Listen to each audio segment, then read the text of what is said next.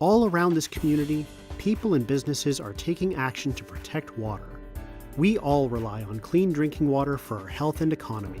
I have 5 children myself, and so as I raise these children, I want to make sure that there's a good environment for them to live in someday, and that we protect these resources for the next generation and for this municipality too. Here in the Asable Bayfield-Maitland Valley Source Protection Region, businesses and homeowners are making positive changes at home and work so your local drinking water stays safe and clean. Keeping water safe and clean is important because it is basically the cornerstone of a person's health. Staff and risk management officials are working closely with people in the region to support their efforts. Well, on hand, we always have the 2 spill kits here so that whether or not it's in the middle of the night or during the daytime, we're prepared to contain any spills. When you properly manage activities at your home or work, you reduce risk to your community's drinking water. Well, one of the things we did several years ago is we went out and changed all of our fuel tanks to double-walled steel tanks, so they have their own containment within. They also have a pressure gauge on there, so we're able to check them weekly and ensure that they are still sealed, and that if there was a leak, that it would not get into the environment. We also put in bollards around the fuel tanks for added protection so that nobody can drive into them and puncture them.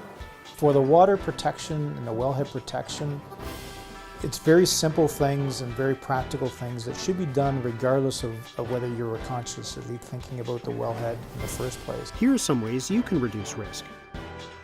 Properly dispose of hazardous waste at the appropriate facilities. If you have a septic system, have it inspected and pumped. If you use home heating oil, have your tank inspected. Store only the chemicals and fuel products you need. Find alternatives to harmful chemicals.